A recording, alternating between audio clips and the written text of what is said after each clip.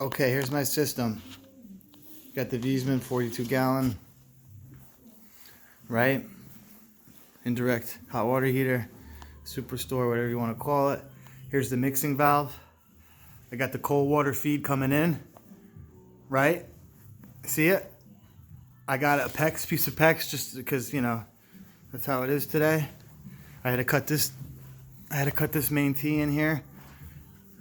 Cold feed going to the heater, full 3/4, right? And then, in case the mixing valve ever failed, I have the cold tied into the hot directly, right? With a temperature gauge there, right? So I can mix it manually. If this mixing valve ever fails, I have it all isolated. Here's the hot directly out of the heater, and it comes in after the mixing valve, if you can see that. All right. So if the mixing valve ever fails, what we have here is a primary loop. I just had that shut off because I was testing that. But you got the indirect, you got the supply in, you got the return out. There's your potable tank off the cold feed in the bottom. You're supposed to have it on the potable side. And then we got our 2 temperature gauges also here. Delta T it, you know, for the low loss header here. You know, you could back off on that, adjust that. And then I got the AccuTemp 140. I got the mixing valve active right now, but I also have the hot out, the bypass on. So we're running about 140, you know, 140 degrees Fahrenheit for showers and shit. So that's basically what you got on the, you know. Oh, and then you got the tie-ins over here, the 1-inch out. I used 1-inch PEX. I ran that. Oh, it makes life easier. And then this will be a draw off here, and then I'm gonna add a backflow preventer like they require for the tank. Maybe, I don't know, probably not, but I could.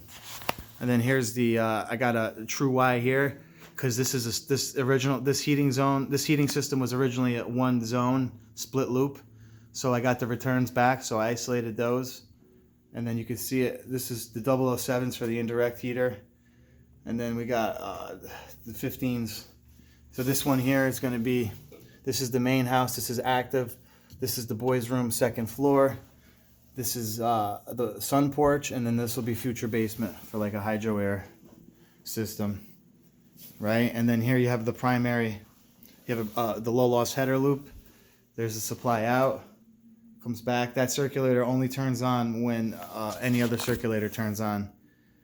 All right. We got the zone panel.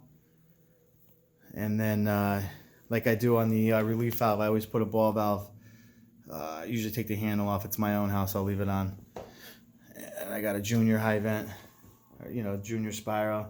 I got these 1.5-inch flow checks required to do the low loss header loop.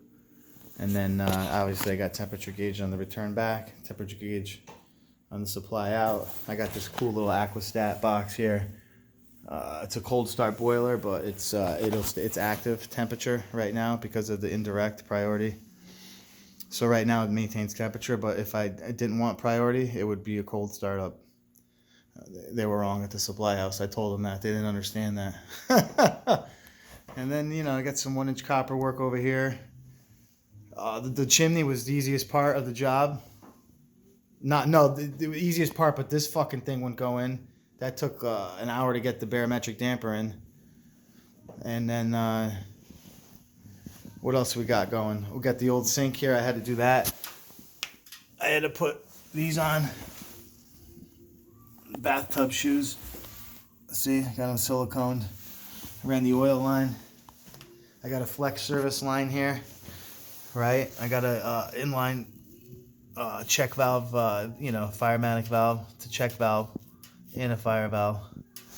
Ran the oil line in the old pattern that Uncle Bob had it, and this is cool. What I did here is I put this fire valve on here in case the tank ever clogged up or something. I could just charge it from here, you know, right here, and blow it in to the tank or blow it out to the line. I got that, and I left a lot of extra oil line. You never know. You know, you never know what the fuck can happen.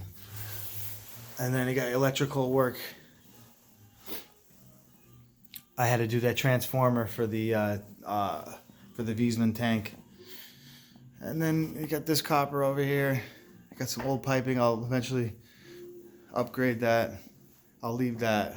I like that. My Uncle Bob did that. It looks cool.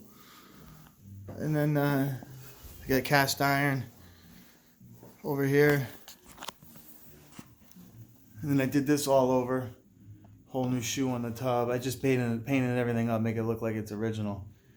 Ran all new PVC down here, and then that line. I had to do that whole line over. See, there's that inline trap. In case the service trap ever dries out, you'll have an inline trap that's active off the sink. But that's about it. It's a nice job. I'll get that wiring all clipped up and everything. And that's about it, really.